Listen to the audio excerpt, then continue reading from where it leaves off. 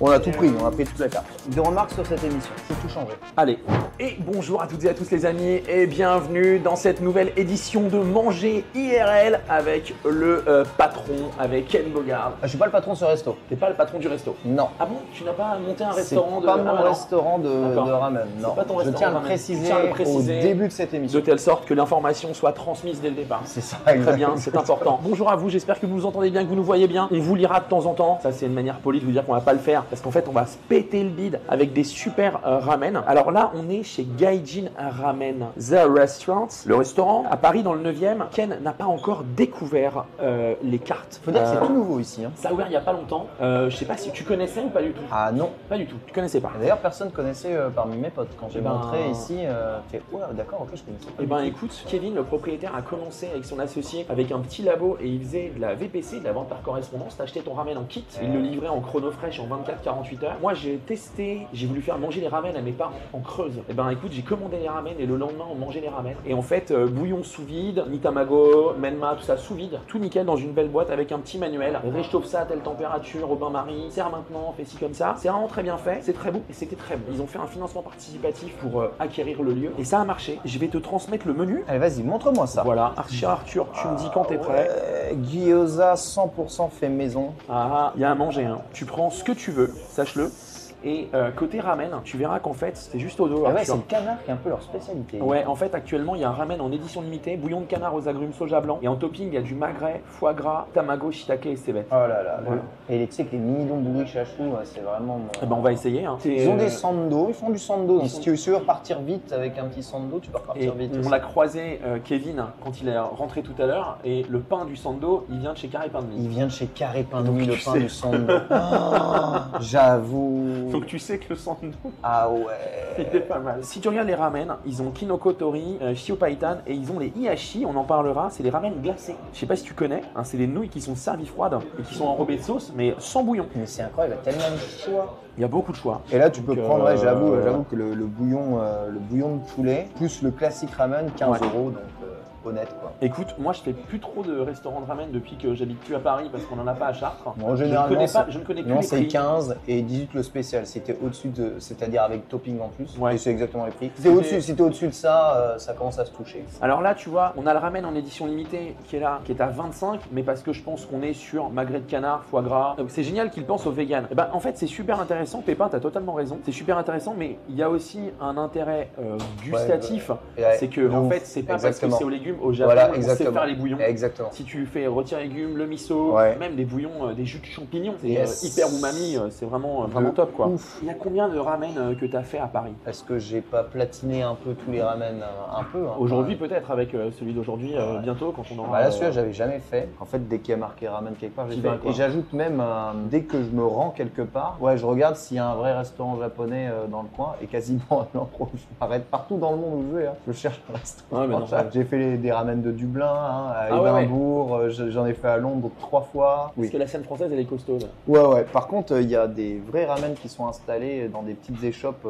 Par exemple, à Édimbourg, il y a un ramen qui est excellent, qui est un ramen d'étudiants, mais tenu par des vrais japonais qui mangent vraiment bien. Après, rien ne bat le Japon. Le Japon, il y a tellement de variétés, de goûts, de ramen différents. En France, on a des trucs comme ça. En France, on a ça. Au Japon, t'as jamais ça. Ça n'existe pas, ça. C'est vraiment le côté, on apporte un peu notre truc à nous. Et le ramen classique, c'est le tori que vous voyez là. Et la plupart des ramen au Japon se basent que ça. Et pour eux, un ramen, c'est que ça. Et d'ailleurs, c'est le chachou, voilà grillé, le pouce d'ambo ou les cébettes. Après, tu fais ton bouillon comme tu veux. Soit c'est au porc, soit au poulet, soit c'est aux légumes. Mais ça reste vraiment basique. Voilà. Et c'est le bouillon qui fait le ramen et les toppings, c'est à peu près la même chose. Exactement. En fait, tu as le bouillon. Les éléments d'un ramen, il y a 5 éléments à un ramen. Il y a le bouillon, les nouilles, le topping. Ensuite, il y a l'huile et le taré, donc qui va en fait donner la signature du ramen. Donc, shio, c'est au sel. Shoyu, c'est à la sauce soja. Miso, c'est au miso. Et là, vous avez une bonne construction de bouillon. C'est littéralement le bouillon qui fait tout le travail. C'est ça. Un mauvais bouillon, même si les nouilles sont bonnes, même si les toppings sont bons, ça le fait pas. Avec Arthur, quand on était à Tokyo là en février, on a vraiment fait un tour gastronomique puisque moi je cherchais, certes des restaurants de curry, mais on s'est trouvé 2 ramen assez dingues. On a pu rencontrer un chef qui lui nous dit la dernière fois que je suis venu en France, la scène de ramen éclataxe. Il n'y avait que dalle. Hein. Et je lui dis attends, il y en a quelques-uns. Il y a même Kodawari qui est venu un peu vous botter le cul sur vos plates-bandes à Tokyo là. Il dit ouais d'accord, ok. Bon ok, vous avez 12 restaurants, très bien. qu'on discute quand on ferait des nouilles tous les jours. Oui, non mais c'est ça. Et c'est vrai. il y avait ce petit côté condescendant, un peu fun, parce que pas forcément un japonais classique, mais plutôt sur un gars un peu destroy, mais qui a eu une étoile Michelin avec son ramen vegan. Tu iras essayer si tu l'as pas fait. On a mangé excessivement bien, tout petit shop et vraiment très très bon, le gars vraiment destroy. À Ikebukuro avec Arthur, on a testé l'un des ramen les plus courus de Tokyo. Ah ouais? C'est Mutekiya. Ok. Est-ce que tu connais Mutekiya? Mutekiya, non, les shops invincibles. Mutekiya, c'est ouvert de 10h du matin à 4h30 du matin. Normal. Et il y a 1 heure de file d'attente en moyenne toute la journée. Ça me saoule. Dès l'ouverture. Nous, on est arrivé à 10h du mat. T'avais des jeunes en fin de soirée, t'avais limite des mecs qui avaient fini à 4h30, qui étaient un peu pas loin, puis qui étaient revenus. Tout le monde est adorable. Nous, on est là avec notre matos de calme. Ouais, on peut se poser, on peut finir. Ouais, t'inquiète, pas de problème. J'ai voulu la jouer un peu avant. J'ai envoyé un mail. Ah, salut, je viens tourner, je veux pas déranger, machin. Elle m'a dit, on se sent pas les couilles, tu viens, tu manges, roule. On a pris un ramen à 900 yens. Il y avait dans la. Cher. Voilà, c'est un peu chargé la gueule, je t'avoue. Ouais. Il y a un mec à côté de nous, il s'est assis. Lui, il a pris le menu Best of Plus. Ok. Tu pouvais pas mettre plus de choses dans son bol. Ok. Triple viande, bordel et tout. C'était un master, le truc. Ça lui coûtait du coup 1800 yens. Et Ça fait 10 balles. et nous, on était à côté avec notre bol. On était à côté avec notre bol en se disant, est-ce qu'on va réussir à finir? Et arrive le sien et on se dit, il est fou, Impossible. lui. Ouais. C'est un malade. Et c'était sans doute le meilleur ramen que j'ai mangé de ma vie. Ouais. Et à Tokyo. Exceptionnel. Et du coup, tu leur parles pas du bouillon vegan. Eux, ils font un bol de ramen. Un truc. Ouais. Des nouilles. Un truc. Ouais, normal. Et si tu veux plus de menma, plus de gingembre, plus de viande, plus d'œufs, pas de galère. Mais le bouillon, il n'y en a pas qu'un. Ça, c'est un truc que j'aime bien, moi, dans les restaurants japonais. Peut-être c'est pas très grand, mais tu te spécialises dans un vrai truc, et tu fais en sorte qu'il soit le mieux possible. Ouais. Et t'as pas une carte avec 1 milliard de spécialités, 36 bouillons, 36 machins. Par contre, ouais, l'inconvénient de ça, c'est que c'est très difficile, tu vois, d'en trouver des véganes végé en vrai. Eh ben, écoute, nous, ça nous intéressait quand on a été contacté par le chef qui nous a dit, moi, je fais du vegan et je suis étoilé. Et j'ai fait, attends, on va venir voir. Et en effet, on a pris une puissance dans la tronche. C'était sur une base, tu sais, littéralement une base de cuisine chinoise, cacahuètes et un peu comme les sauces dandan, tu vois. Ouais. Et piment. Ouais, d'accord. Ça doit être très bon, mais tu vois, c'est encore chiant parce que souvent, quand on va chercher le vegan végé, il y a des gens qui sont pas végétariens qui vont chercher ça. Première raison, les allergies. Ouais. Donc exactement comme toi. Et la deuxième raison, c'est mange pas de porc. Ça, évidemment, ça va chercher les bouillons. Faire l'expérience du ramen alors que tu manges pas de porc, quoi. Moi, j'ai un vrai problème avec la volaille, par exemple, parce que même quand tu prends un bouillon porc, ils utilisent des carcasses de volaille aussi pour corser le goût. Et c'est les mêmes problèmes quand tu manges pas de porc, c'est qu'à chaque fois, il y a des autres cochons ou des trucs. Donc pour en trouver des vrais, le vegan, normalement, il n'y a pas de problème. Non, aucun. Tu vois? Sachant qu'au Japon, des fois, tu dis végétarien et il y a des crevettes. Oui, voilà, c'est ça. On va commander. Est-ce que tu sais ce que tu veux prendre déjà? Ouais, je veux tester. En fait, j'ai envie d'un peu tout tester. Je veux tester tes karaage, qui ont l'air formidables, et les gyoza maison. Alors, karaage, une petite particularité, c'est qu'on est entre le poulet croustillant coréen. Ok, je vois très bien. Et le karaage. Il y a une première panure qui est à la fécule de pommes de terre, comme les karaage. Ok, classique, ok. Et on en fait une deuxième au panko. Ah, d'accord, ok. Ah oui, En donc fait, c'est un karaage pané. C'est exactement ça, ouais. Donc on est entre le karaage et le poulet frit coréen. Moi, je suis encore plus chaud alors. Et gyoza, ouais, tu fais bien de prendre ça. C'est 100% fait maison, ça veut dire qu'on fait notre propre pâte à gyoza avec de la farine bio. Les gyozas sont frais, on les fait chaque matin. Et le tofu, tu le récupères où le tofu? On a un fournisseur japonais qui est très connu, c'est un grossiste. Très bien, ok, impeccable. On a grosso modo 2-3 fournisseurs, notamment Kyoko. Je pense que peut-être vous connaissez. Ah oui, bien sûr. Kyoko, ils ont une petite épicerie. Oui, ils en ont 2 même maintenant. Complètement. Ils ont aussi un entrepôt, ils travaillent avec les entreprises. Là, ils nous ont livré ce matin, ils nous livrent. Trop bien. Là, tu as une liste de sando. Donc, sando, on a vu, c'est carré pain de mie, le pain des sando. Incroyable. J'ai testé pas mal de pains japonais. Ils sont incroyables. Des pains Hokkaido. Et j'aime beaucoup le leur. Ouais. Et ils te font en mode grossiste aussi ou non. Ah ouais, donc tu es comme un client normal. Je suis un tu vas acheter leur pain. Tu vas acheter ton pain, comme à la boulangerie, classico. En fait, ils sont tellement connus, ils ont tellement de monde qu'ils s'en mettent pas avec ça, avec les moins cher que eux. Ouais, je sais. Je sais, mais pour moi, le sando, il fallait que ça reste un prix accessible, ça reste un sandwich. Même si c'est un produit de super qualité qui coûte cher sur la base, ça reste un sandwich. Et je veux que ce soit un bon sandwich et pas trop cher. Ouais, merci de faire des donburi aussi, c'est vraiment cool. Et il y a vraiment des fois, t'as pas envie de bouillon, t'as juste envie de manger vite entre midi et 2. Ouais, exactement. Cool. Ici, on a pas mal de bureaux, on a pas mal de gens qui viennent le midi pour prendre un petit donburi. Donc c'est pas qu'un restaurant de ramen en fait, quand je vois tout ça. Ouais. Il y a beaucoup de restaurants de ramen qui font que ramen. Peut-être qu'ils vont faire un peu de gyoza ou 2-3 petits trucs en entrée. C'est ça. Et là t'as des sando, t'as des donburi, t'as de quoi manger. On a voulu avoir une offre un peu variée. Et du coup, ce qui est cool, c'est qu'on a des clients qui viennent 2 fois, 3 fois par semaine. Ouais, parce qu'ils peuvent manger autre chose, ils peuvent varier, t'es pas sur un monoproduit. C'est cool. Une fois ils vont prendre un ramen, après un autre, puis après ils vont prendre un donburi, un sando. Alors trop cool, tu fais hiyashi, tu fais pas de tsukemen encore. Non, je voulais cet été, c'était vraiment l'objectif, parce que moi je suis un grand fan de tsukemen. J'adore. Les tsukemen, c'est les nouilles à part, avec un petit bouillon, qui est souvent en plus un bouillon corsé au poisson, et qui est juste léger, avec les toppings du coup à l'intérieur. Et du coup les nouilles sont bien plus grosses, bien plus épaisses, et tu viens les mordre dans le bouillon et tremper. Du coup tu as tout à part, t'as pas les nouilles qui sont gorgées, qui trempent à l'infini dans le bouillon, tu as moins de bouillon, et ce bouillon va te servir un peu comme une sauce nappante. Une sauce tsuyu aussi Moi je connaissais beaucoup avec des bouillons de porc. Très corsé, très gras. En fait c'est une sorte de réduction en fait. Et juste le fait de tremper les nouilles dedans, ça va t'apporter un kick dans la bouche, le goût, parce que le bouillon est tellement fort. Tu manges ces nouilles, c'est un délice. Vas-y, toi tu prends gyoza maison, vegan et karage, c'est ça, en entrée. Ok, moi je vais prendre le mini donburi chachou et remets un gyoza végé. On va se partager un sando full tamago. Trop bien. Ça te va? Et en ramen. Bah toi tu vas prendre le kinoko, je suppose. Moi je vais prendre le kinoko. Voilà, donc. Il y a peut-être une autre option aussi pour toi parce qu'elle n'est pas encore sur la carte. On fait un changement. C'est le shio paitan. On change ce ramen. On est en plein changement là. On le change. Maintenant c'est un bouillon de dorade royal au poivre sancho. Ah oui, d'accord, ok. Moi j'y vais.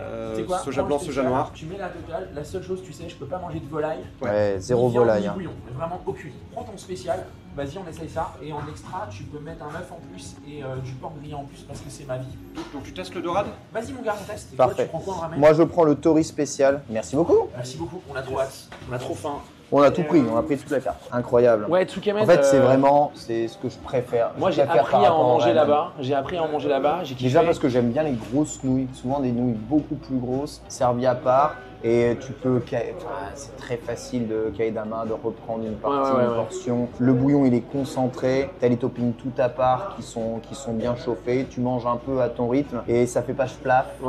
Et les nouilles sont trop bonnes. Il n'y a pas beaucoup de restos qui sont spécialisés dans les tsukemen à Paris. Il y en a. Ouais, il y en a un là, comment il s'appelle, celui qui est juste en face du Louvre là. Shiryu, il me semble. Alors il y a Permafrost qui dit ce qui m'embête avec ce genre d'émission, c'est que c'est une énorme pub déguisée. Ils vont jamais dire du mal du resto. Désolé de faire le vieux réac. Alors tu fais pas le vieux réac. Tu fais le mec mal renseigné. C'est vrai. Je vais vous dire un truc. Moi, je suis jamais venu ici. Ken non plus. On n'est pas payé par le restaurant. Non. Littéralement, je vais payer la note. Et je précise, quand je prends le rendez-vous, je paye ma note. Littéralement, pour que je puisse dire que c'est bon si c'est bon et que je puisse dire que c'est pas bon si c'est pas bon. Alors après, nous on ne fait, attends, c'est hyper important parce que moi tu sais j'ai eu un contrôle de la DGCCRF il n'y a pas longtemps suite à la loi influence. C'est hyper important. Quand c'est une collaboration commerciale, nous le précisons systématiquement, d'accord? Quand ce n'est pas une collaboration commerciale, vous le savez également. Est-ce que c'est une pub pour le restaurateur? Là, le restaurateur Kevin, il nous présente sa cam. Si la cam elle est pas bonne, c'est exactement comme dans mes émissions de cuisine. Vous allez le voir sur nos gueules. Et si c'est bon, et ben exactement comme dans nos émissions de cuisine, vous allez aussi le voir sur nos gueules. C'est lui qui a la pression, pas nous. Ah clairement, moi je viens manger un bol de nouilles.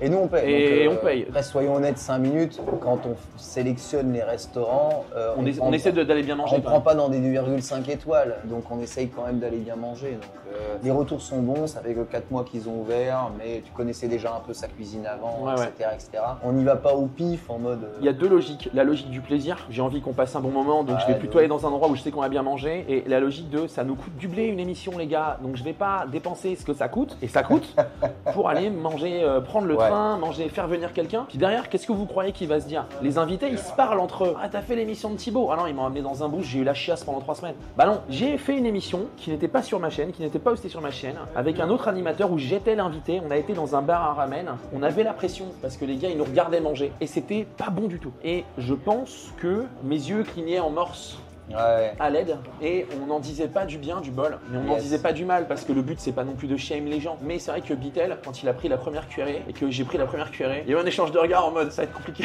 Souvent ce que je trouve le moins bon c'est tout ce qui est type ramen fusion, tous ceux qui essayent de mêler vraiment, faut absolument mélanger la nourriture française et la nourriture ici, créer des bouillons français, t'as du veau ou comment on appelle ça, le coq au vin là ou des trucs comme ça. Ah bah oui, tout à fait, ou bourguignon ou blanquette. Ouais, bourguignon, voilà, bourguignon, blanquette. Tu fais, oh là là, j'ai mangé un ramen bourguignon et je te jure, c'est franchement. Moi j'en ai mangé un à Tokyo et c'était drôle. Je pense qu'ils savaient ce que c'était qu'un ramen, mais ils savaient pas ce que c'était qu'un bourguignon. Un bourguignon, ouais, c'est ça. Justement, t'as un QG toi à Paris où tu vas souvent. Kodawari. Yokosho ou Tsukiji? Tsukiji. Moi aussi. En fait, le ramen de poisson, c'est tellement rare et il est tellement bien fait et j'adore leur nouilles. Et j'aime tout. Tout dans leur ramen, j'adore. Tu connais l'histoire du mec de Kodawari ou pas? Oui, bien sûr. Ouais, bien sûr. Et si vous la connaissez pas, le propriétaire de Kodawari, sa vie c'est un shonen, passionné comme nous par le Japon. Le gars est pilote de chasse, puis pilote de ligne. Dans le cadre de son travail, il fait la liaison avec Tokyo. C'est ça. Et à Tokyo, il découvre les ramen et il est fan de ramen. Et du coup, il plaque tout pour aller apprendre à faire du ramen comme on le fait là-bas. Et il a un sensei et il bosse en restaurant et il se pète la tête et il apprend le japonais. Et il rentre, une fois qu'on lui dit c'est bon, t'es prêt, il rentre en France et il ouvre son premier shop de ramen. Et il se donne les moyens de fabriquer son ramen lui-même. Il achète les champs de blé pour la farine de ses propres nouilles. C'est ça. On est sur un gars qui va loin. Et il est aidé. Alors je sais pas si c'est toujours le cas, parce qu'à une époque on avait beaucoup travaillé avec eux. En cuisine, son chef de cuisine, qui l'aide beaucoup, il vient des maisons étoilées. C'est des gars qui ont un très haut niveau d'exécution et d'exigence, et c'est des dingues de ramen. Pour moi, un ramen gastronomique, ça n'a aucun sens. Mais c'est ce niveau, c'est juste le niveau d'exigence gastronomique. En fait, c'est ça. C'est dans un ramen qui reste à 18 €. Ouais, c'est ça. C'est ça. C'est toute la technique, la science des bouillons, la science des sauces, la gestion des cuissons, sans trop dénaturer. Sardine bombe. Sardine bombe. Le sardine bombe. La première fois que je l'ai mangé, ça m'a assis. J'ai fini mon bol. J'ai demandé un refill de nouilles. Et je suis resté peut-être un quart d'heure.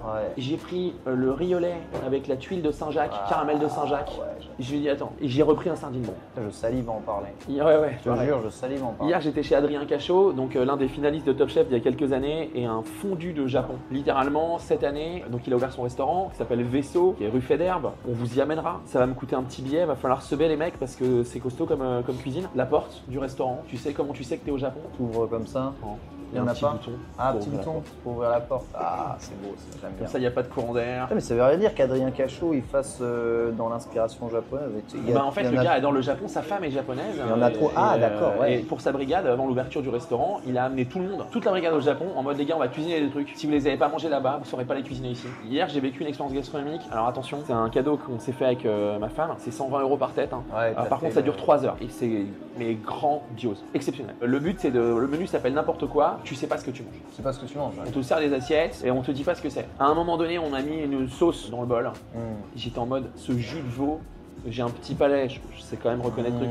Ce jus de veau est exceptionnel. Et à la fin, la fille elle arrive, elle me dit, je vous ai entendu dire que c'était du jus de veau. Ouais. Je vous dirai pas ce que c'est. C'était pas du jus de veau. Ah ouais? Non. Bon, ça changera, donc je vais vous dire ce que c'est. C'était une bisque de homard réduite pendant des heures. Et qui te faisait donner l'impression que t'avais un truc umami, t'as l'impression de manger de la viande, tellement c'était puissant et tout quoi. Exceptionnel. T'as intérêt de tout manger. Ah ouais, non, mais tu manges tout, en fait, y a pas de souci. Et c'est vraiment ce genre de restaurant gastronomique où en fait il y a plein de petites portions qui arrivent, énormément de petites portions qui arrivent. Si vous n'êtes pas habitué, je connais certains d'entre vous, moi j'aime pas les restaurants étoilés, tu manges 3 merdes et puis t'en as pas pour ton argent. Non, 3 heures et toutes les 10 minutes, on t'amène des assiettes.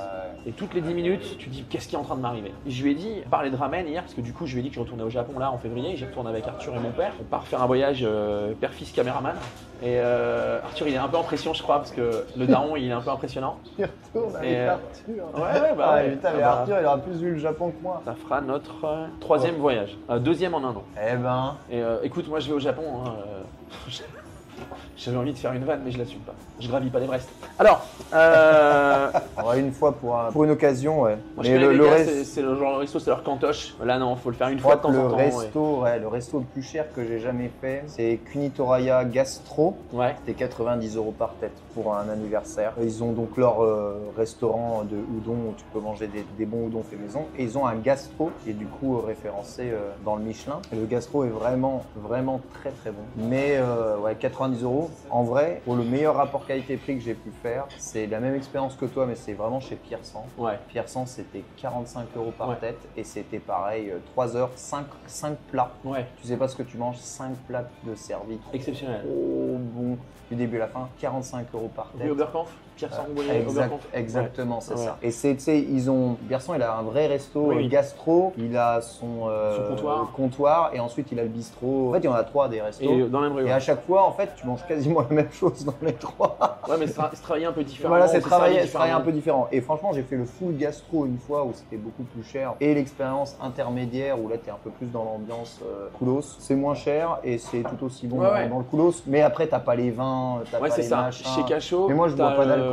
Moi non plus, c'est comme ça que je m'en sors. Chez Cachot, nous, on a pris le menu à 120, la full expérience. Et t'as un menu du midi à 60. T'as un peu moins de choses, mais les gens à côté de moi, ils avaient quand même les armes aux yeux. Et c'est un peu l'élégance des restos où à la fin, la personne qui s'occupe de ta table vient te voir en disant est-ce que vous voulez aller en cuisine saluer le chef. Et donc, il y a vraiment ce petit rituel où tu vas en cuisine rencontrer Adrien. Mais j'avoue que en vrai, je fais assez peu de restaurants, je pense. Je cuisine en fait. Ouais, c'est vrai que moi c'est un truc un peu différent. Je cuisine beaucoup pour le boulot. Je t'avoue des fois quand j'ai pas à réfléchir. Là par exemple samedi avec la masterclass, le chef étoilé qui vient, c'est lui qui fait le menu, c'est lui qui fait les courses. Moi je viens, j'anime, je mange. C'est un format qui est. Parce que mine de rien, moi j'écris des recettes toute la journée, que ce soit pour les livres, pour Insta, sur lequel on publie 2 fois par semaine. Mon plaisir aussi quand je sors, c'est de pas cuisiner. Ou parfois t'as certains chefs avec qui je suis ami, où je vais aller cuisiner avec eux et ça c'est un plaisir différent. Ça c'est l'un des intérêts de mon job de ces dernières années, même si je paye mes jeux vidéo. Parfois je reçois les versions presse des jeux, ce qui fait que j'ai pas à les acheter. Et le budget du jeu, je le mets dans un resto. Tu vois, je me dis de toute façon, je l'aurais acheté ce jeu-là. J'aurais mis 60 balles. Bon, bah viens, on va se faire un resto. J'avoue que je préfère cuisiner. Bah écoute, là tu viens, c'est la première. On va tester nos bols de Gaijin Ramen Lab. Et puis la prochaine fois, tu me dis où tu veux qu'on aille. Et j'en occupe. Ah ouais. On est comme ça. On est comme ça. Et il y a Sniper qui dit que cuisiner c'est comme gravir l'Everest, faut du temps et de l'argent. Faut du temps et de l'argent. Alors, il faut savoir que c'est tellement faux. C'est faux de ouf. C'est tellement le temps, c'est comme pour tout, faut le prendre. Allez au resto, achetez des plats préparés. Achetez des plats préparés, les gars. Coûte plus que de cuisiner vous-même. Bien sûr. Et ça, c'est le but de ce qu'on fait dans Manger, c'est de vous montrer qu'avec pas grand-chose, regarde. Et surtout, l'erreur que les gens font, je pense, c'est de penser que cuisiner, ça prend du temps. Ça prend du temps. Le pire, c'est la livraison. Et moi, j'en reviens parce que la livraison, je me suis dit, vas-y, on va jouer simplement, on va faire un petit coup, on va se faire livrer un petit truc de temps en temps. Je pète tellement un câble du temps que ça m'est arrivé. Je me dis, tu aurais dû cuisiner. Ah, mais je suis le bordel. Avec ce temps-là, j'aurais déjà préparé un truc en 10 minutes et c'était finito. On en reparle juste après. On va vous montrer à quoi ça ressemble. Ah ouais, d'accord. C'est vraiment double pas de mur et tout. Donc si vous ne l'avez pas entendu, parce que j'ai pas pu tendre mon micro parce qu'on avait nos caméramans et compagnie qui étaient en place, sachez que y a tout petit peu de volaille dans l'huile aromatisée pour le spécial au poisson. Donc je vais pas en manger, je vais manger le classique. On vous montre donc le karaage, en effet, qui n'est pas un karaage traditionnel. Ouais, on peut le voir, il est passé en fécule et puis il est pané panko et il y a une petite mayo et tout ça. Moi, sur ce genre de truc là, j'aurais vraiment demandé sans le gingembre.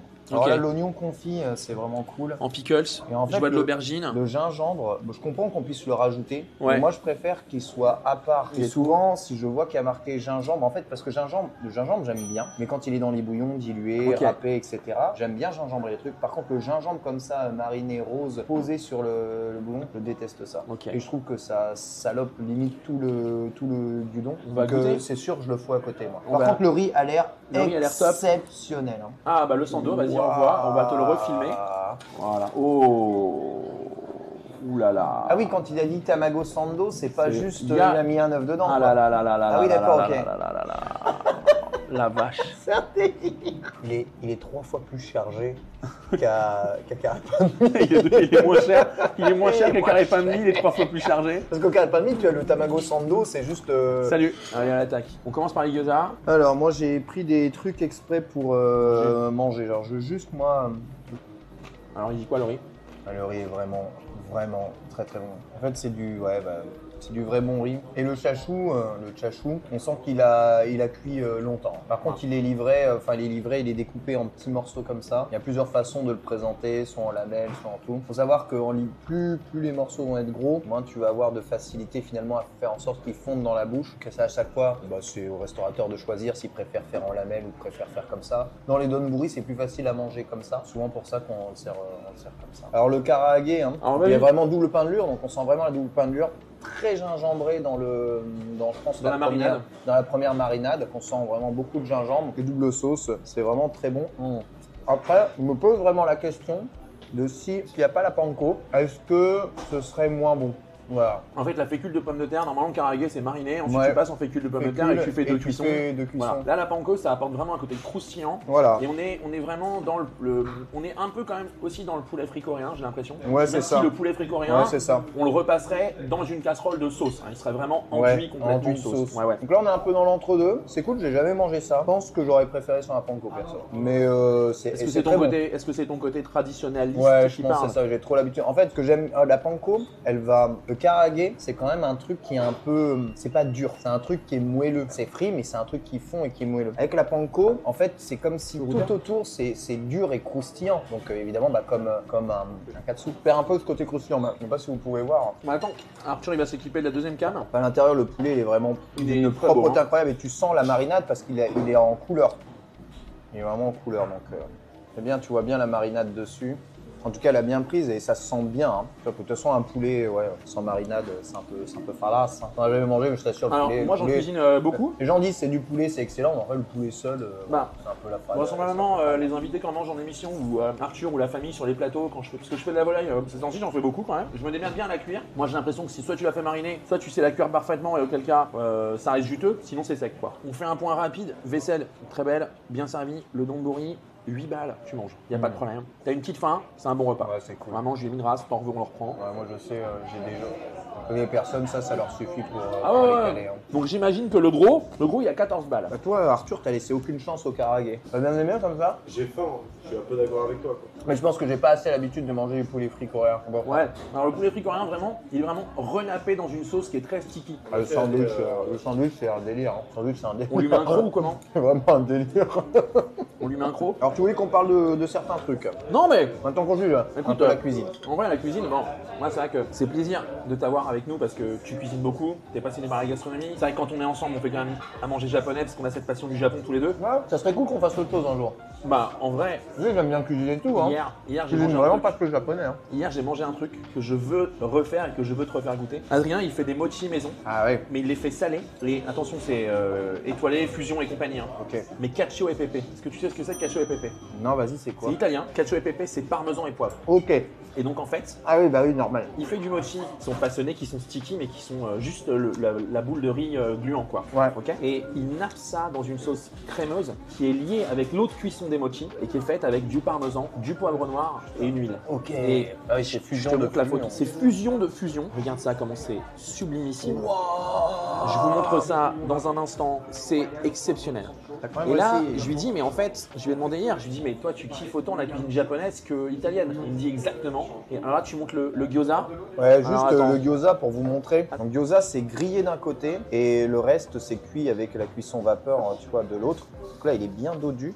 Ouais. Il est bien replié, il a l'air vraiment très bon. Et il y a zéro doute, c'est maison et c'est vraiment agréable. T'as mangé le VG aussi? Oui, oui, bien sûr. Là, je sens vraiment beaucoup le poireau. J'adore Poireau, le c'est poireau. bête avec gingembre. J'adore le poireau et j'avais peur que l'ail et le gingembre prennent le poids. Non, c'est il y a- vraiment il y a le du poireau. légume. T'as la C'est- fibre. On Ouais, sent la c'est fibre vraiment du le poireau légume. qu'on sent, donc là, c'est vraiment cool. Bien, alors attends, du coup, on parle, le temps que le reste arrive, on parle d'un sujet là, parce que je t'ai vu faire un exploit et j'ai eu envie de te nourrir. Je me suis dit, le gars, il faut qu'il mange. Un exploit? Bah, un exploit, 3 fois le Mont Ventoux le même jour. Ah oui, c'est Ouais. pas un exploit, Moi, je peux manger 3 bols de ramen Ouais. au même repas. hein. Ouais. Mais je peux pas faire le Ventoux 3 fois le même jour. Déjà parce que je d'accord. fais pas de vélo. Mais ensuite, non, mais t'es hyper entraîné et compagnie. Mais c'est super intéressant, justement, quand je parle à mes potes qui sont pas du tout du stream. Tu vois, il y a Ken qui vient la semaine prochaine, il vient en vélo. Ouais, Et ça souffle tout le monde. Ah ouais? Alors, ce qui souffle tout le monde, c'est que tu viennes en vélo, donc tu tapes 4-5 heures de vélo, tu fais 2 heures d'émission comme si tu étais plus frais que moi, et tu repars en vélo. Ça froisse un homme, mais l'abnégation. Donc, on ne parle jamais de ça quand tu viens en cuisine. Chez moi, généralement, on cuisine, on parle de plein de Ouais, trucs, mais ouais. j'ai jamais pu parler avec toi de cette relation au sport. Bah, où elle est née, en fait. Comment t'es passé de je kiffe le vélo à maintenant, je me déplace essentiellement en vélo, passion vélo. Parce que moi, je te suis sur les réseaux, je te suis sur Insta, et tu fais beaucoup de making-of, tu montres un peu les comparatifs entre les vélos, comment tu t'équipes, comment tu travailles. Comment t'es passé de expert, journaliste expert en jeux de combat et en jeux vidéo a fortiori, à expert vélo? Parce qu'on peut quand même le dire, aujourd'hui t'as quand même t'as un bon geek du truc, creuse, tu vas au fond des choses, en dehors de la pratique pure. Si demain je te demande, tiens, est-ce que tu peux m'équiper, j'ai tant de budget, Ouais. ma pratique c'est ça, je Ouais. pense que t'es capable de me répondre. Ouais, mais parce que c'est des questions que je me suis posées moi. Et que t'as creusé. Ouais. Bah vas-y, en fait, t'as répondu à la question tout seul. suis un geek, quoi. Ouais. Et les geeks, bah, enfin, moi, quand j'aime un truc, j'aime pas rester en superficie du machin. J'aime bien quand même essayer de comprendre un minimum comment ça marche, comparer les choses, me poser tout un tas de questions. Ça, c'est mon passé de matheux. Étant maths, quand j'ai des problèmes, quels que soient les problèmes, tu as des problèmes de maths ou des problèmes dans la vie. Quand tu as un problème dans la vie. Bah oui, je réfléchis toujours en ok, donc j'ai ce problème-là, ça implique quelles questions, comment on peut les résoudre, où est-ce qu'on peut trouver les solutions, qui peut m'apporter le savoir, les connaissances, puis après j'emmagasine, je teste, je fais les expériences et ensuite après je continue et j'ai ma courbe de progression qui grandit, tu vois, sur un domaine de compétences. Il y a une différence avec énormément de passions qu'on pourrait avoir, qui vont être des passions forcément qu'on va qualifier d'intellectuelles ou de culturelles, avec le sport. Est-ce que tu considères que maintenant tu fais du vélo pas forcément à haut niveau, mais ce que tu fais c'est quand même beaucoup de dépassement de soi. Il y a quand même une limite physique qu'il faut apprendre à dépasser dans la pratique de sport. Ouais, mais ça se fait à vélo, ça se fait naturellement en fait. Bon là le Ventoux 3 fois ça paraît extrême, mais pour des cyclistes, c'est une vraie cyclosportive qui existe. Ouais. Oui, ok. Ça s'appelle les cinglés du Ventoux, donc ça a quand même un nom un peu, tu vois, en mode ouais, il faut être quand même assez chaud pour faire ça. Quand tu es dans la pratique du vélo, que tu fais du vélo tous les jours, c'est juste long, pas forcément ultra dur. Okay. Par contre, ouais, l'alimentation est centrale dans le. C'est ça un peu. Tu cuisines beaucoup. Est-ce que c'est parce que ça te permet d'avoir un vrai contrôle sur ce que tu manges, ou est-ce que c'est juste parce que tu as une habitude à cuisiner? Non, je me suis mis à cuisiner. Tu sais pourquoi je me suis mis à cuisiner? Non. Alors déjà, je faisais jamais de sport. J'ai arrêté à 15 ans, j'ai recommencé à 35. Mais genre rien. Je déteste le sport. Je déteste le sport, ça fait mal, c'est chiant, ça prend du temps en plus pour faire juste ça. Tu t'amuses pas. Et cuisiner, bah c'est long, c'est chiant, ça prend beaucoup de temps. Ouais, je connais, j'ai entendu. Faut faire la vaisselle. Alors, faut arriver à un moment en 2020 où il y a eu pas moi qui le dis. Il y a eu un petit truc qui s'appelle le Covid. Le Covid. Je suis sorti du Covid parce que pendant la période de Covid, j'ai essayé de cuisiner un peu moi-même, faire des petits trucs, mais en sortie de Covid, mon état physique il était lamentable. On était tous sédentarisés de force. J'avais mal au dos tout le temps. J'avais des problèmes de digestion en permanence, du reflux gastrique. En fait, tous les trucs que tu as quand tu te tiens bien, quand tu manges trop. Et je suis allé voir des médecins, j'ai fait des fibroscopies, j'ai fait des coloscopies, j'ai fait des scopies de tout. Tu vois, on m'a tout scopé pour me dire, bah écoutez monsieur, vous n'avez aucun problème, il faut faire du sport. Et là, évidemment, quand on te dit ça, tu dis au médecin, parce que c'est pas la première fois que j'entends ça, juste il se fout de ma gueule, il veut pas s'occuper de moi. Ah, ça change. Pourtant, je suis docteur et je sais ce que c'est, tu vois. Quand même l'impression que quand on me dit ça, on se fout de ta gueule. En vrai, non, on se fout pas de ta gueule. Tu vois un vrai truc, j'en parle pas jusque là parce que c'est mon parcours personnel, mais depuis 4 mois, je vois un coach à la maison. T'as perdu là, j'ai vu. Je t'en remercie. J'ai vu. Et je vois un coach parce que j'avais des problèmes. J'ai commencé à avoir des problèmes graves qui n'étaient pas du tout liés à mon poids, mais que mon poids n'aidait pas. Moi, j'ai passé ma vie à prendre des médocs et donc à prendre du poids de manière incontrôlable. Ouais. Tu fais ton parcours. Tu sais que de toute façon, tu refais 3 semaines sous cortisone, même si tu essayes de faire attention, tu vas prendre. Moi, c'est ma vie, je prends le poids. Ouais. Bon. Et du coup, je fais du sport. Et j'ai été élevé par un sportif. Mon père est un sportif de haut niveau avec philosophie sport. J'ai toujours détesté le sport. J'aime pas ça. Tout ce que tu viens de dire. Pas le temps, pas envie. Moi, j'ai vu cette diff impressionnante. Moi, il me casse la gueule, le mec. Ouais, mais t'as un coach. Ouais, on parle de très loin. Et moi, j'avoue que j'ai cette capacité à me casser la gueule moi-même. Mais moi, c'est juste la peur de. En fait, moi, j'étais allé tellement trop loin que les articulations, tout ça, ça déconne. Et que, en fait, si tu fais mal, seul, tu te blesses. Alors là, c'est parti. Et moi, je pense que personne peut se blesser. Moi, j'ai pas le temps d'être malade. Et en fait, en 2 semaines de pratique, raisonnée, et sachant que je pense que les gens imaginent que je mange beaucoup à cause de mon poids, mais à part quand on fait des émissions comme ça où il faut un peu sortir du truc, le reste de la journée, je graille pas. Et surtout, je mange correctement et je cuisine. Mais en fait, en 2 semaines de pratique, j'ai réglé mobilité, dos, reflux gastrique, digestion, sommeil. En fait, tu sais, j'étais pas en surpoids, je faisais 75 kilos. Mais c'est juste que le système, il est habitué à un truc. Ouais, c'est ça. Et ton corps, en fait, il fonctionne différemment. Le manque d'activité, c'est vraiment quelque chose d'assez présent globalement dans nos métiers. Et on a l'impression qu'on peut faire parfois des métiers qui sont épuisants et qui fatiguent parce que tu es debout toute la journée. Mais en fait, ce qu'il faut, c'est surtout avoir une activité cardiaque élevée. Monter plein d'escaliers au lieu de prendre l'ascenseur, ça aide énormément. Se déplacer à pied ou en courant ou à vélo, ça aide énormément. Dès que ton cœur commence à battre souvent au-dessus des 120, 130 et habitué à tenir ce rythme, tu commences à taper dans les exactement. Réserves. Et c'est là où ça tape bien et là où tu remuscles le cœur qui va ensuite faire repartir un peu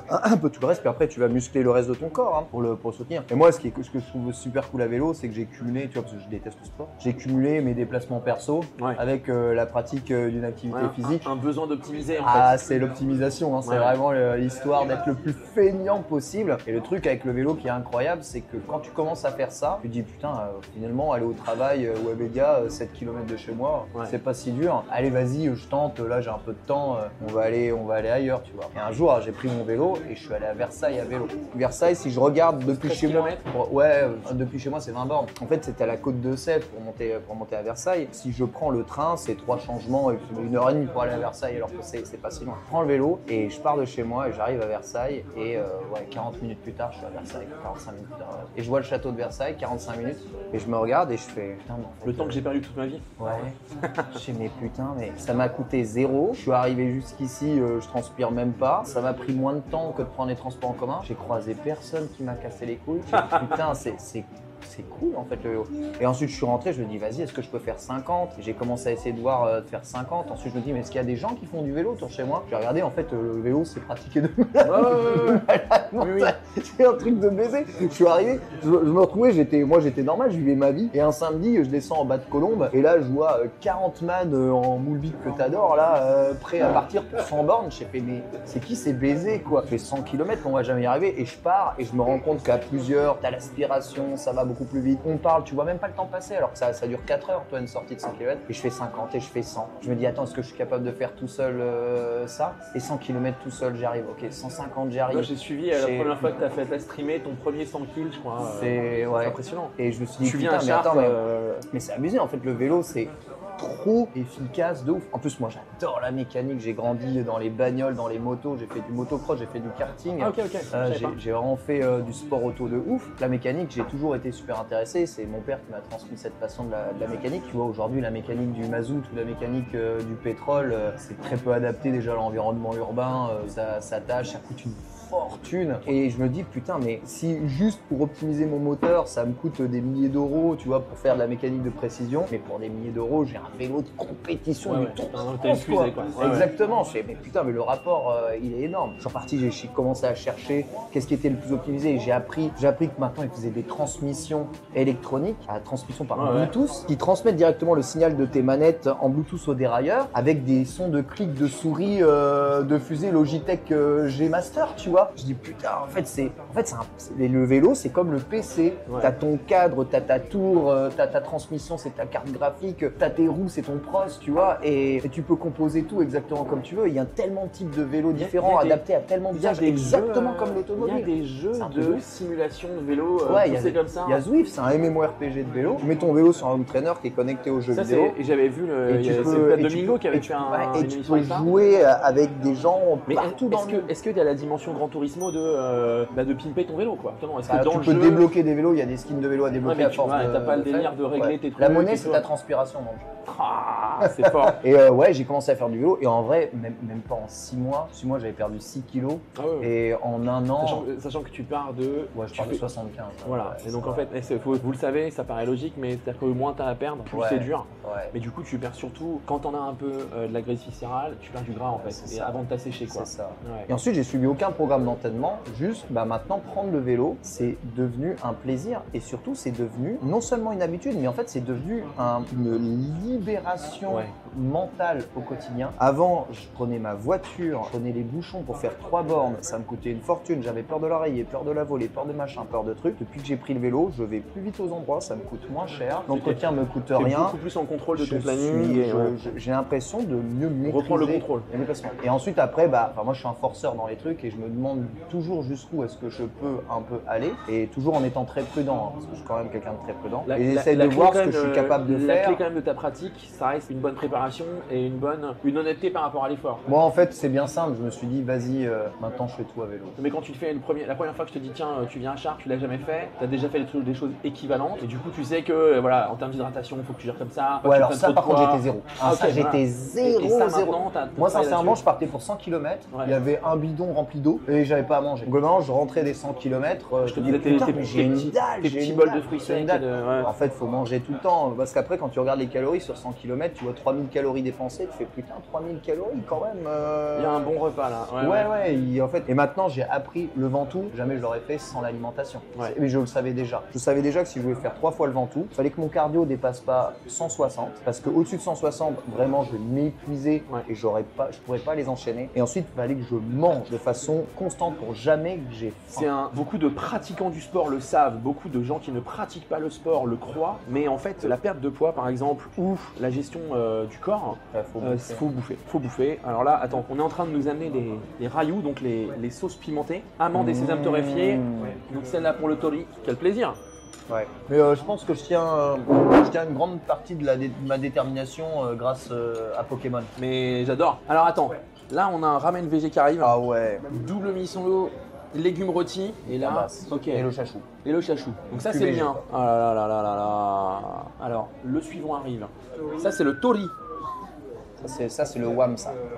Ah ouais, ça rigole pas. Tes nouilles là, tu utilises quelle farine là? Parce que je vois qu'il y a des petits points. C'est la T65 bio. Ok, d'accord, très bien. Ah oui, non, moi je vais me régaler.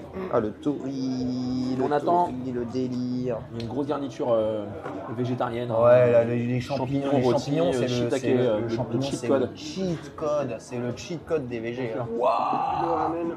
Sublimissime. Bouillon de canard, on va être sur des agrumes aussi. Il y a des notes d'agrumes, on est sur l'orange, mandarine. Notes d'agrumes, orange, mandarine. Je sens le gras d'ici. À l'attaque. Ça a l'air vraiment bon. Ouais, donc voilà. Le crash test, il est là. Hein. Le vélo. Et je me dis, ouais, Chartres en plus, c'est 100 bornes. Top d'y aller à vélo. 80 km depuis Paris et un peu plus.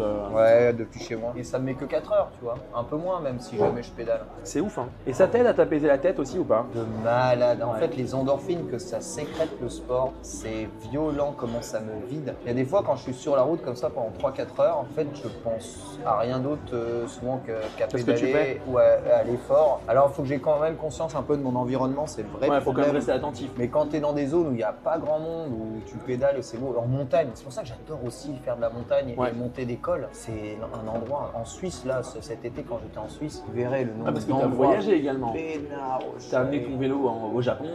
Oui, j'ai amené mon vélo au Japon. Ça devait être mon vélo au Toi qui es Japon, passionné de là-bas. Et pareil, au Japon, ma volonté, c'était de me dire, tiens, je vais en vélo au Japon, je prends jamais les transports en commun. Je les ai pris une fois en vrai, pour aller à Osaka, pour aller voir des amis. Mais sinon, tout Tokyo, j'ai fait tout à vélo. Et je suis allé chasser les plaques de ces Pokémon, les Pokéfuta. Et je sais que maintenant, si jamais je retourne à Tokyo, j'y retourne avec mon vélo. Alors, déjà, le jugement. Le jugement du ramen, moi je passe un bon moment. Ah oui, d'accord, oui. Vas-y, raconte-nous toi. On sent bien le poulet, elle est bien relevée avec une petite sauce et des petits poivres. C'est vraiment très bon. Le bouillon est très bon, très gras. Ça, c'est pas radin. Hein. Oh non, c'est servi. Hein. Ouais, voilà. Et ensuite, il y a aussi une volonté.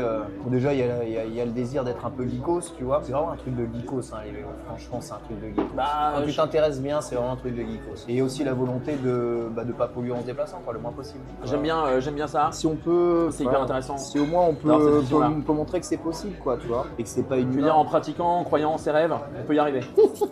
C'est ça que tu veux dire? Il y a beaucoup d'argent. Les nouilles, elles sont vraiment bonnes. On dirait des tagliatelles de ramen, c'est excellent. J'aime vraiment ça. Elles prennent bien la sauce, elles sont bien moelleuses, elles sont parfaitement cuites. Je sais pas. Alors c'est moi qui dis ça, les gars. Je sais pas s'il y en a pas un tout petit peu trop. Ouais. Parce qu'elles sont quand même. Elles ont une grosse tenue. Après voilà, le bouillon végétarien, il est. Là, il y a des gens qui sont partis comme ça pour faire des 8000 km à vélo, tu vois. Elle esquive la Russie pour des raisons logiques, tout à fait. Il y a Pépin qui posait une question. J'aimerais me mettre au vélo, mais j'ai peur des voitures sur la route qui ne font pas attention. Comment fait-il pour gérer ça? As-tu des tips? T'as un flingue? J'ai aucun flingue. Mon meilleur tips, c'est la bonhomie et la gentillesse. Le sourire et être plutôt calme, jamais s'énerver. Les voitures, ça fait peur. Faut éviter les road rage, en fait. Les voitures, ça fait peur. Il y a des routes qui font peur et vous ne pourrez jamais éviter la peur de ça. On s'y fait au bout d'un moment, mais il faut quand même rester attentif. Et c'est un gros frein à la pratique du vélo de bon nombre de personnes. Et le seul moyen de régler ça, c'est de faire en sorte que les infrastructures cyclables soient meilleures. Or, il existe quand même énormément de voies cyclables en France qui sont des voies de vélo-tourisme mais aussi des voies de déplacement pour les périurbains. Maintenant, il y a des pistes cyclables où tu ne peux jamais être en contact avec une seule voiture. Et tu fais ma campagne à moi 3, tu ne vois pas une voiture. C'est quand même agréable pour les gens. Et après, pour tout ce qui est de se déplacer, à côté des voitures, en vrai, soit tu y arrives, tu prends l'habitude et tu arrives. Tu gardes ta ligne, tu pédales et tu pédales. Voilà. Mais au quotidien, tu es quand même obligé d'aller sur les départements départementales sur les nationales. Il y a des départementales à éviter, il y a des nationales à éviter. Et pour tout ça, il y a des logiciels. On est bien aidé aujourd'hui. Comme Komoot, par exemple, K-O-M-O-O-T, ou Strava, qui te permet de définir des itinéraires où tu vas avoir le moins de chances d'être en contact avec des voitures au final. Après, voilà, je vais être honnête, le vélo, objectivement parlant, n'est pas un moyen de transport dangereux. Les morts à vélo annuelles sont très faibles et une grande majorité des morts sont causées par je me suis fait renverser par une voiture ou un camion. Ah, parce que je vois un message là qui mais ça reste très rare en comparaison des morts en voiture, même en proportion. Hein. Bien sûr, je veux pas jeter la pierre, mais on s'arrêtera là. Parce que du coup, généralement, si tu mets le mais, ce qui est avant, on s'en bat un peu les couilles. Non, c'est vrai.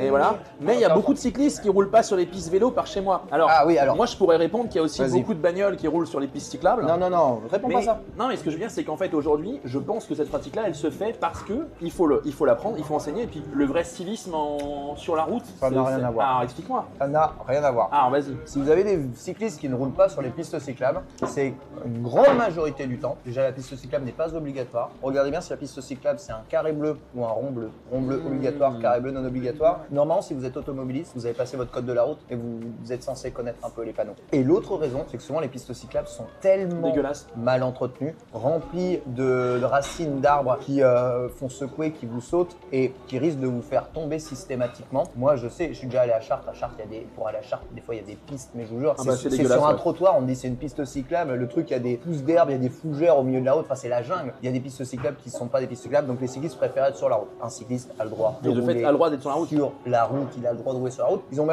On a même le droit d'être deux de front sur la route à partir du moment où il y a une ligne une ligne non continue qui permet aux automobilistes de déplacer. Donc les pistes cyclables obligatoires, elles sont peu nombreuses. Sachant que nombreuses. J'imagine que si tu as le choix entre une piste cyclable et la route, tu prendras la piste cyclable parce que tu y es plus safe. Et si moi, tu la prends pas, si j'ai le choix, le carré bleu, et sincèrement j'en ai fait beaucoup, soit je la connais et je sais qu'elle est bien et je prends la piste cyclable, soit c'est toujours la route mon choix. Toujours. Parce que sincèrement, rouler sur des avec des dos d'âne, des trous, des machins qui vont te faire crever ton pneu d'une piste qui est dégueulasse. Ce qui arrive à Chartres tristement. Exactement. En comparaison de rouler sur la route où là bizarrement le tarmac il est tout lisse, la route elle est tout propre. Bah, moi je roule sur la route frère, c'est normal et j'ai le droit de rouler sur la route. On partage plus la route, c'est pas grave. Et autre chose aussi, beaucoup de gens pensent que les cyclistes grillent énormément de feu. Alors il y en a qui grillent les feux, c'est des maboules, faites pas ça. Ceux qui vont YOLO sur les carrefours en mode feu. Mais regardez j'ai vu de mes yeux ça. Regardez bien sous les feux ou au-dessus des feux, vous avez souvent un petit panneau triangulaire avec un insigne vélo et une flèche. Le panneau c'est le panneau M12. Ce panneau donne en fait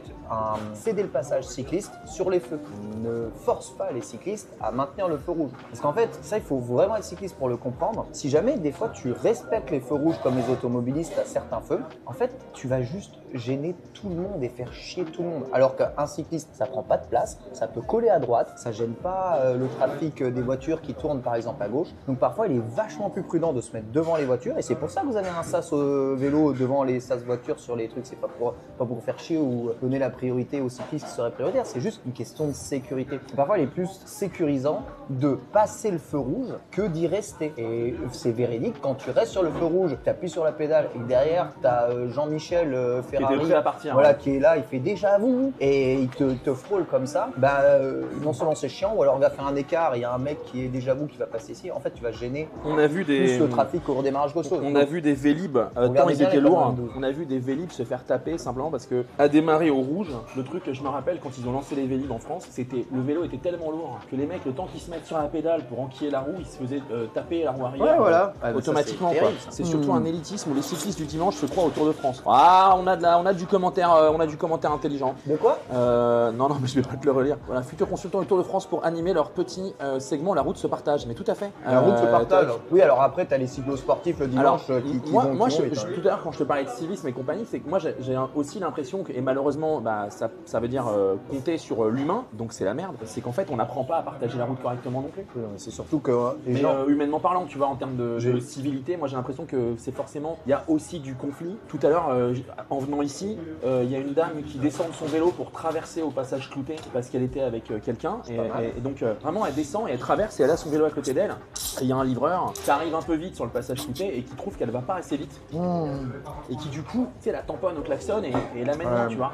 La meuf, elle est restée, mais alors d'un calme olympien pour dire écoutez, vous apprenez à conduire et vous me laissez finir de traverser. Le mec, ça lui prenait 5 secondes de plus de la laisser finir. Et en fait, je me dis, sur un truc comme ça où devrait même pas y avoir de conflit, il y a juste un humain con à l'origine du problème. Par contre, franchement, je roule beaucoup à vélo. Mais je peux te le dire, la plupart des automobilistes en France, roulent vraiment plutôt bien, respectent vraiment les cyclistes, sont pas non plus des rageux ou des rageuses au volant, et j'ai aucun problème. C'est vraiment, je pense, une minorité de connards, mais cette minorité de connards sont quand même armés d'objets les voitures, c'est des objets de mort. Et ce qui est ouf, c'est qu'aujourd'hui, quand tu demandes à des piétons, par exemple, de quoi est-ce qu'ils ont le plus peur sur la route entre les vélos et les voitures, ils vont te répondre les vélos. Littéralement, aucun vélo n'est mortel pour un piéton. Ça peut peut-être un cas par an dans le monde, alors que le nombre de piétons qui meurent des coups de bagnole sont énormes. Et les gens ont plus peur, une peur totalement irrationnelle, infondée. Souvent c'est ça. Des vélos que des voitures sur la route, parce que on est formaté à utiliser la voiture au quotidien, à faire ça. Souvent c'est un droit, c'est la liberté, c'est machin. Moi je suis piéton, tu sais.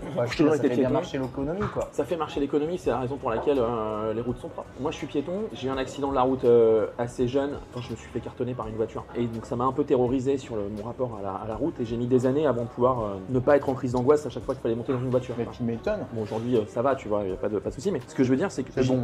Ouais, c'est très bon. On va vous débriefer les bols, mais c'est vraiment bien. Chartres par exemple, c'est piéton, zone piétonne. Ouais, c'est trop bien. Quel plaisir. C'est trop bien. Et tu sais que hier, c'est là que je me suis rendu compte que tristement, j'ai quitté mon ADN parisien pour devenir chartrain. J'arrive rue Faidherbe, je suis d'un côté de la rue, le restaurant est de l'autre côté, il y a un passage clouté. Je l'emprunte comme si la confiance. Parce qu'à Chartres, c'est priorité piéton. Ouais, comme si ça respecte. Oui, en France en fait. C'est le code de la route. Ce que je veux dire, c'est qu'à Chartres, tu sais, en centre-ville, il n'y a pas de feu. J'ai vécu à Paris, moi, c'est-à-dire qu'avant. C'est le code de la route. Oui, d'accord. Bah écoute, j'ai vécu toute ma vie à Paname et je te jure que j'ai beaucoup plus regardé. Oui, il y a un référentiel qui est différent. Voilà, quand je regardais pour traverser, je regardais. Tu vois. À Chartres, je dis pas que je regarde pas, je dis que en fait, comme de toute façon, ces piétons au centre-ville, que le peu de route qu'il y a, tu as le temps de les voir arriver et que de toute façon, elles s'arrêteront systématiquement de les arrêter. Et puis je traverse et il y a 3 mecs qui pilent, tu vois, genre, et qui me regardent un peu vénère. Et je suis en mode, j'aurais pu moi faire attention parce qu'il y a aussi l'intelligence de se dire, même s'il y a pris aux piétons, le sens de la route c'est de les laisser passer et de passer après eux, tu vois. Et j'ai failli me faire rétamer. Ma meuf était en mode, cette journée si belle a failli s'arrêter très nettement. Parce que le mec s'est cru à la campagne. Parce que t'oublies, parce que les mecs en face, ils m'ont pas non plus vu alors qu'ils auraient dû me voir, tu vois. Donc il y a le côté pratique en tant que piéton. J'ai pas souvent été mis en danger par des vélos, j'ai plus souvent été mis en danger par les voitures. En deux roues, les vélos sont pas dangereux. Après, tu peux te faire tamponner tamponner et tomber à un vélo qui roule n'importe comment. Tu peux te faire cartonner, mais c'est dur d'en mourir. Tu peux te faire mal, ça fait mal. Un mec qui te rend un peu vite dedans. Crever à vélo, c'est les mecs qui descendent à 110 km/h l'école et qui se foutent en l'air. Voilà, c'est ça.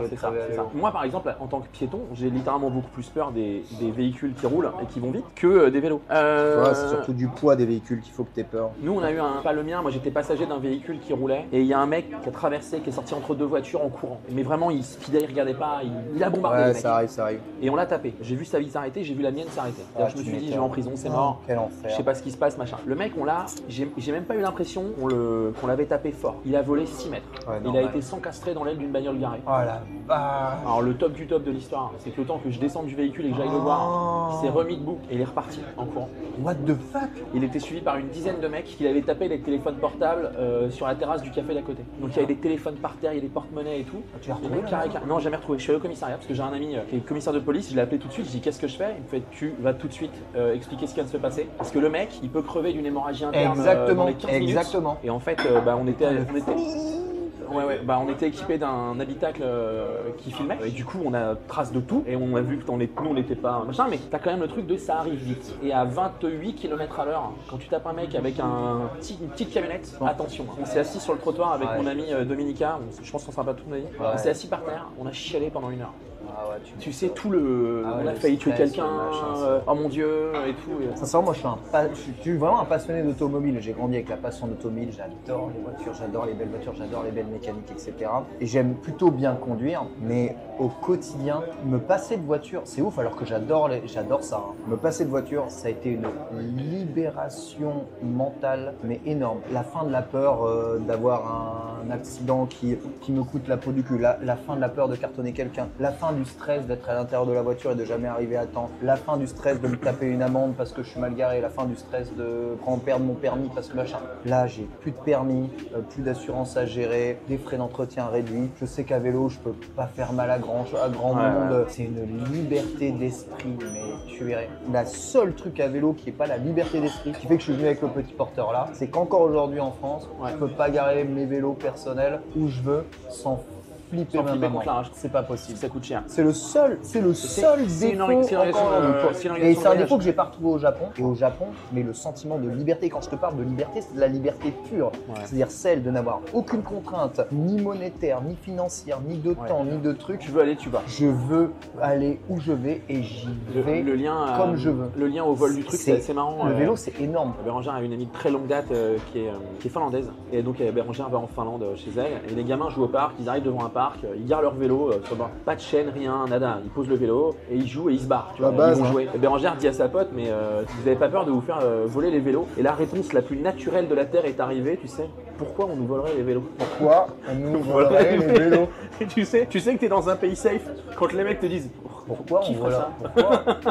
J'ai senti ça au Japon, tu sais. Je suis allé manger, moi je suis descendu à Otsuka et à Otsuka il y avait une enseigne qui faisait soi-disant les meilleurs onigiri de tout le Japon. Ça a été voir le petit gars là qui les façonne à la main, c'est lui là? Top tier. Mais je suis arrivé à 10h30 et il y avait déjà 4 heures d'attente. Et je te jure, Arthur, il se fout de ma gueule. C'était mon dernier jour au Japon et je voulais vraiment le faire. T'as fait la route, t'es venu, tu veux tomber de 4 heures d'attente. J'ai une story épinglée Instagram, je raconte à quel point je vois ma vie défiler devant mes yeux. 4 heures dans une file d'attente pour manger les onigiri. À la fin, les onigiri étaient vraiment très bons, mais après 4 heures d'attente, j'en ai plus rien à foutre. J'en ai plus rien à foutre.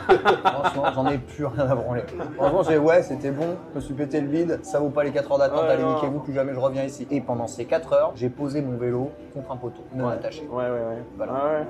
Bah les couilles. Par contre, le vélo, c'est un des objets les plus volés au Japon. C'est vrai? Faut le savoir. Oui. Putain. Parapluie en 1, puis vélo en 2. Le parapluie, c'est quand même l'accessoire de vie au Japon. Souvent, le vendredi soir, quand les gens sortent un peu esquintés, ils partent pour aller trouver un vélo et rentrer chez eux. Et en fait, ils se trompent de vélo, ils prennent un autre vélo parce que personne n'attache rien. Oui, c'est ça. Bon, c'est un vélo. En fait, ça reste le vélo, c'est assez volé. On te passe certains messages. Tu as encore des faibles grecs, tu as une discipline de vie que je trouve admirable, tu es un homme inspirant. Continue avec des messages comme ça. Gentil, mais je suis pas un gourou. Hein. On m'a demandé. On débriefe ces ramen? Ouais, j'ai pas fini, mais c'est bien chargé, évidemment, comme on a pris beaucoup de nourriture. Moi, j'arrive à saturer. C'est très bon, on sent bien le bouillon de poulet, c'est très gras. C'est bizarrement, ça se marie quand même assez bien avec le chachou derrière. Écoute, ça englobe bien, c'est pas surpuissant. On m'a conseillé de mettre cette petite sauce en plus. Elle est très cool, mais je trouve qu'elle rajoute vraiment encore plus du gras ensuite par-dessus. Le gras, c'est la longueur en bouche, c'est ce qui amène le goût. Tu vois, dans mon palais, je sens encore le bouillon, mais je le sens vraiment très très bien et je le sens à l'intérieur de mon estomac. Par contre, les nouilles sont formidables et j'aime bien la façon dont il a fait les nouilles, un peu coupées comme ça en tagliatelle. Un poil plus épaisse, moi ça aurait été encore plus à mon goût, mais chacun son truc. Parce que tu as cet amour des houdins aussi. Ouais, c'est ça, chacun son truc. Elles sont quand même vraiment bonnes. Et c'est vrai, ça rajoute quelque chose de cool. Ça rajoute encore plus de gras. J'avoue, le gras, là j'ai ma dose. J'avoue que c'est assez incroyable de trouver un bouillon de poulet comme ça. Franchement, il est pas très fort. J'en ai vu des plus gras, plus corsés, mais il a l'air d'être quand même bien puissant. Ouais, surtout il tient bien sur les nouilles. Donc ça fait trop le taf. Le chachou vraiment exceptionnel. Hein. C'est tout ce qu'il faut avec la petite brûlure au chalumeau du chachou juste au-dessus. Je crois que c'est trop pour moi après avoir mangé tout ça. Hein. C'est vraiment limite. On a bien mangé. Là, il va devoir pédaler. Hein. Ouais. Alors, le sandwich. Il est au top. Il est un petit peu déconcertant, je vais pas vous mentir. À cause du gingembre? Exactement. À cause des légumes vinaigrés. Ouais, c'est ça. Ils vont apporter un sucre. L'œuf, il est exceptionnel, mais bon, c'est l'œuf des ramen en fait. Hein. Donc, vraiment, le pain, c'est un bonheur. Vraiment. Le pain, c'est masterclass. Vraiment, c'est un bonheur. Il y a ce petit côté sucré, un peu frais, qui moi, je vais pas vous mentir, légèrement gêné, mais c'était pas parce que c'est mal fait, c'est juste parce que c'est pas à mon goût. J'aurais voulu plus d'œuf. Par contre, il est sérieux ce sandwich. Il est vraiment sérieux. On enlève ça. Tu manges quand même, il y a à manger quoi. Tu en as pour ton argent, je crois. Moi par contre, j'adore. Ah bah voilà, vas-y, raconte. Et là, je sens bien l'œuf, il a bien explosé dans ma bouche. Et le pak choi ici qui vient m'apporter un peu de croquant. Il y en avait dans le qui est ramen également. largement meilleur que la salade. Ah oui, ça a plus de goût. L'œuf, il m'a explosé dans la bouche. Le pain est exceptionnel. C'est un bonheur. Merci Arnom pour l'abonnement. Il y a un peu de frais en dessous, mais finalement, moi, je sens vraiment.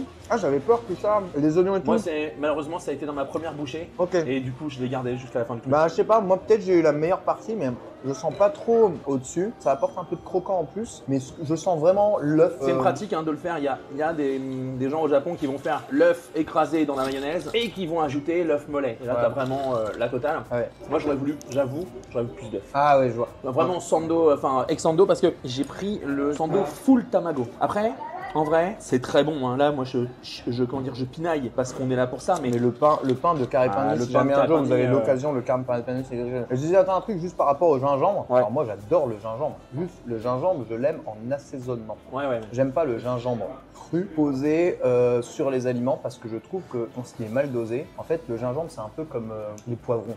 Je déteste les poivrons. Ah, ma femme non plus n'aime pas les poivrons. À cause de ça, je trouve que ça prend le pas sur tout le reste. Ouais. En fait, quand tu as un goût qui prend le pas sur le reste des goûts, je déteste ça. Et le gingembre, quand c'est trop gingembré, c'est ça. Et j'ai la même remarque avec les trucs trop épicés. Quand c'est épicé, t'as ça. Et qu'en fait, tu ressens que le goût de. Quand t'as que la chaleur et plus le goût. C'est ça. Je dis, bon, Ouais. ok, c'est cool. Mais moi, j'ai un palais. Donc, Ouais. j'ai pas besoin de. En fait, J'aimerais tu sais que c'est bien fait quand c'est pimenté, quand t'as le goût des choses et le goût du piment en fait. Quand t'as pas que le feu quoi.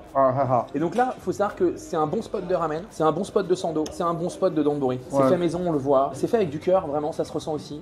Où est-ce qu'on le met dans le top 10 des ramen parisiens? Tu veux faire découvrir le ramen à quelqu'un, tu peux l'amener ici. C'est vraiment un bon ramen, c'est au-dessus de la moyenne de ce que j'ai l'habitude de manger. D'ailleurs, c'est au-dessus de tous les restaurants de ramen, ramenito en mode cuisine rapide. Ouais. Ramen. C'est très bon, ça vaut clairement pas Kodawari. Je pense pas. Ils ont 4 mois. Ouais, c'est ça. Revenons les voir dans un an. Les prix, c'est quand même très raisonnable. Franchement, moi ça remplit tout. Les gens sont super sympas. Franchement, Le spot est très beau. Le décor ambiance top avec les petites cuisines derrière. Tu peux manger aussi très très vite si tu le veux. Ouais. T'es pas obligé de faire comme nous, faire les Français là, ça Ah oui, ça c'est pas très japonais ça. n'existe pas. Moi j'adore au Japon être dans un bar à ramen et manger un bol de ramen avec un mec debout derrière toi qui te regarde fixement parce qu'il faut que tu te casses. Ouais. Et voilà, salut le Bitel est avec nous. Kodawari est surcoté. Non, Kodawari c'est pas surcoté. Ça me rend ouf. Et tu sais quoi, je vais passer à autre chose. À chaque fois dans le chat, il y a un mec qui vient de démarrer en me disant ouais, Kodawari c'est surcoté. Mais franchement les gars, faites-vous un vrai ramen à la maison une fois Non, mais allez goûter. et allez manger et essayez d'en sortir ne serait-ce que 150 par jour et on verra. Mais là, le fait qu'il y a plein de trucs qu'il n'y a pas dans le Kodawari, notamment les donburi. Donburi qui est vraiment très bon. Le riz est très bien fait. Très bon, en et, plus comme le chachou est mais excellent. si tu regardes bien, ça c'est un restaurateur intelligent parce qu'il y a une mutualisation des choses. C'est-à-dire Ouais. qu'en fait le chachou, Ouais. il le fait pour ton bol. C'est ça. Ok, bah il va le recouper pour le C'est ça. donburi. Et faire un bon riz, c'est 10 fois moins difficile que de faire des bonnes nouilles. Donc au final, et sachant que le riz tu le fais une fois en mise en place le matin, t'as un rice cooker qui doit faire, attends je vais te le dire, il est là, il est littéralement sous nos yeux et il fait 12 litres. T'as un koku qui est juste là. Ah ouais. Et donc voilà, ça c'est professionnel, c'est ceux du Japon, c'est les mêmes. Le gars s'est travaillé en fait. Le gars s'est travaillé, le torikatsu, c'est celui qui va mettre dans le sando. Enfin tu vois, il y a une Ah, carte j'ai qui est adoré. assez intéressante. C'est juste bosser correctement quoi. Et en vrai, le tamago sando, je te jure, j'ai adoré. Bah ouais. Je vous jure, le carré pain de mie, c'est un délire, mais c'est trop bon ce pain. Ah, quand t'aimes le pain d'Hokkaido, le shokupan et ainsi de suite Ah, là.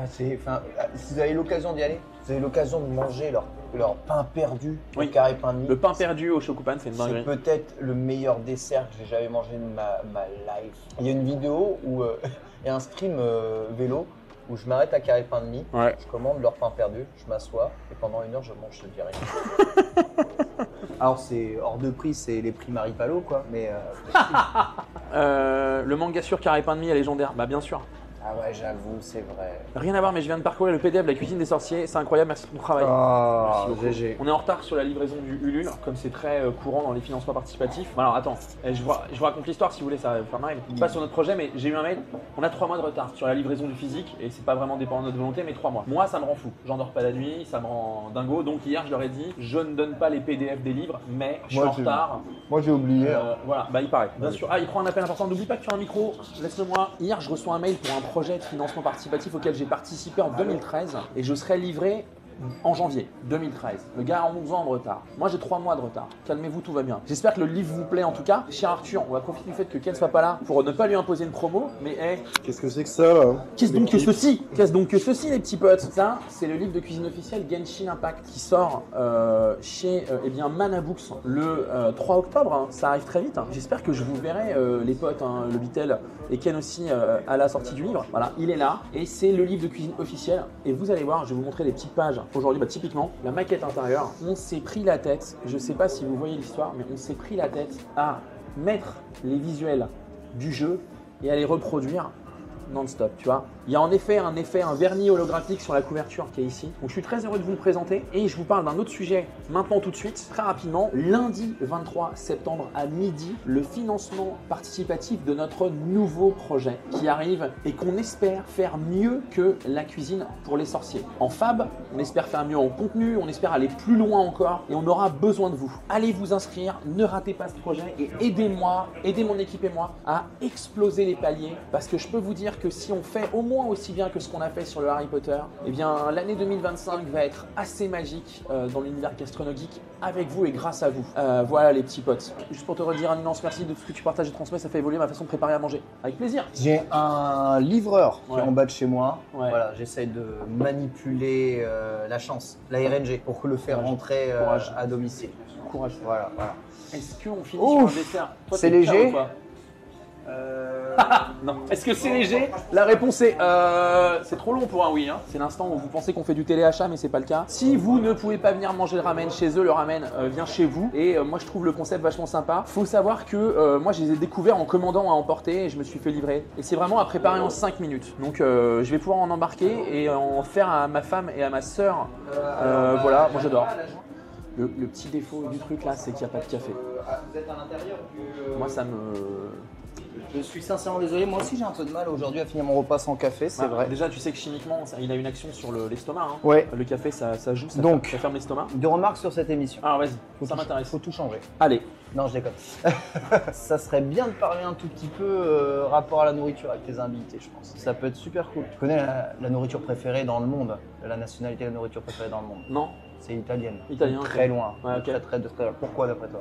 les nouilles, Ouais, mais parce que c'est simple. les pâtes, c'est simple. C'est simple. Ouais. C'est des goûts simples. Cucina povera, Des des goûts ingrédients simples, simples, des des goûts simples, ingrédients des simples, préparations des goûts simples. simples. Et en fait, les gens le savent peut-être pas, mais la cuisine japonaise, c'est exactement pareil. C'est vrai. C'est simple, c'est pas épicé de ouf, contrairement à ce que les gens pensent. C'est pas que du poisson et des sushis, contrairement à ce que les gens pensent. C'est aussi des bases simples, des produits Ouais, simples, tout à fait. et c'est des trucs très rapides à faire qui sortent vite, comme les pizzas en fait. Hein. Comme les pizzas, comme les plats de pâtes, comme fait. les gnocchis, comme tout ça. Et en fait, c'est la cuisine que j'aime bien. J'aime beaucoup la cuisine française, mais c'est souvent, et là les gens ont raison, hein, quand tu veux faire la vraie cuisine française, ce sont des mijotés, des trucs, des bouillons, des jus, des extractions. C'est tout un merdier, tu vois. Alors que on pourrait aller directement à l'essentiel. Alors évidemment, quand tu vas à la cuisine du bistrot, tu as des frites et puis on te sert une viande, tu vois. Donc globalement, on te fait cuire une viande avec des frites. C'est pas ça que j'appelle la nourriture française. tu Non, vois. non, non. C'est un peu dommage. Tu vois, le pain, ça prend du temps, tu le sais Oui. très bien. Tu vas faire du pain, c'est long. Tout est long, hein. C'est toujours quelque chose de long à préparer. Enfin, tu me diras, quand tu fais tes vraies nouilles, c'est long et c'est à préparer. Il y a moyen d'avoir des trucs qui sont plus rapides à faire et plus utilisables, on va dire, au quotidien. Et surtout, si tu as une bonne cuisine, ensuite après de synergiser, comme chez toi. Tout à fait. Tu lances un truc au four pendant que Faut autre ton chose. Noël bout, pendant que tu cuis ta viande. Moi, je et l'entends puis mille voilà. fois. Ouais, quand on fait un bourguignon, ça prend 3 heures. Avec une cocotte minute, c'est 1 heure. Et puis en fait, quand ça cuit, tu fais autre chose. Ouais, c'est ça. En fait, c'est pas un C'est truc. juste T'es pas un apprendre. truc. Tu restes derrière et t'es bloqué. Personne n'est là. C'est comme pendant si 2 heures. comme si tu me disais, je commande chez Uber et puis j'attends qu'il arrive derrière ma pote. Quoi. Ça Exactement. n'a aucun sens. Donc là, le lien à la food, ça c'est super intéressant. Et il y a quoi comme axe d'amélioration? Je prends, chef. Voilà. Et Je nous vous laisse venir. Et sinon, trop bien. Ouais. Ça va. Tu me ravites quand tu veux. C'est parti. C'est parti. Nous, on va se prendre ce dessert à deux pour 2 raisons. La première, je vais devoir le manger vite parce que j'ai un train. Et la deuxième, j'ai des trucs à lui dire qu'on peut pas faire devant la caméra. Donc, Ah ouais, c'est vrai, ouais, tu dois speed, toi. Ouais, merci d'avoir été avec nous aujourd'hui. Merci beaucoup de m'avoir invité. Franchement, C'est trop gentil. Merci à tout le monde sur le chat. Ouais, vous avez Merci vraiment pour été vos géniaux dans le messages, chat. c'était cool. Merci à Gaijin Ramen Lab, bien sûr, de nous avoir accueillis dans ce restaurant. Et on rappelle que ce n'est pas une collaboration commerciale. Non. Allez vous inscrire sur le projet Ulule qui sera lancé lundi à midi. Sans vous, on n'y arrivera pas, donc soyez là. Et je vais éternuer, j'aimerais bien vous dire au revoir avant. Pépin, envoyez l'ours, on est bon. À ciao, bonsoir. Salut.